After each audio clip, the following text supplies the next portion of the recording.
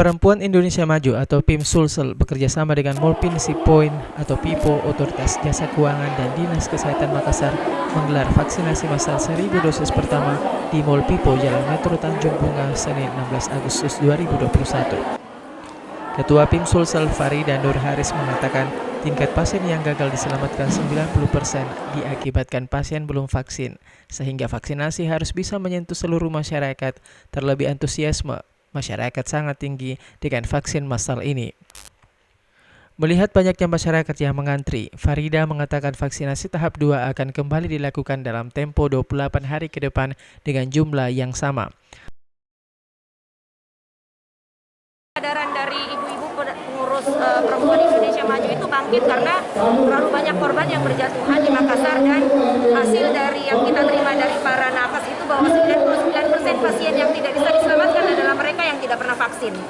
Jadi dengan ini saya sungguh sangat berharap masyarakat ikut semuanya agar terbentuk herd immunity yang dimaksudkan tadi Bapak. Dan momen 17 Agustus ini adalah kebangkitan bahwa masyarakat dan Indonesia itu harus bangkit ekonominya. Tidak bisa bangkit ekonomi kalau nggak sehat, kalau nggak imun. Nah, nanti kita juga akan mengadakan beberapa sosialisasi tentang betapa pentingnya menjaga lifestyle agar terhindar dari pandemi selain vaksin tentunya. Sementara itu, Kepala OJK Regional 6 Sulawesi, Maluku, dan Papua Muhammad Nurdin Sibandi mengatakan terwujudnya herd immunity diharapkan bisa kembali mendorong perekonomian daerah, salah satunya dengan membantu pemerintah dalam mensukseskan penyaluran vaksin COVID-19.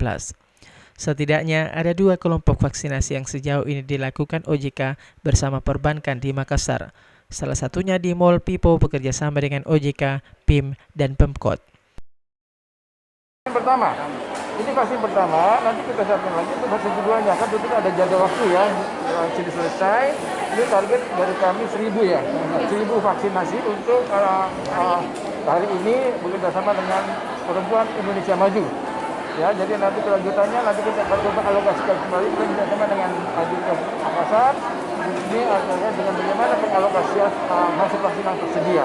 Karena kami OJK bekerjasama dengan Kementerian Kesehatan dalam rangka mengalokasikan vaksin dalam rangka tadi untuk meningkatkan herd immunity sehingga perekonomian meningkat kembali. Rencana OJK juga akan kembali menggelar vaksinasi sebanyak 3.000 dosis dalam waktu dekat bekerjasama dengan PHRI dan Bank Indonesia yang ditujukan kepada nasabah dan masyarakat termasuk juga UMKM. Tim redaksi melaporkan.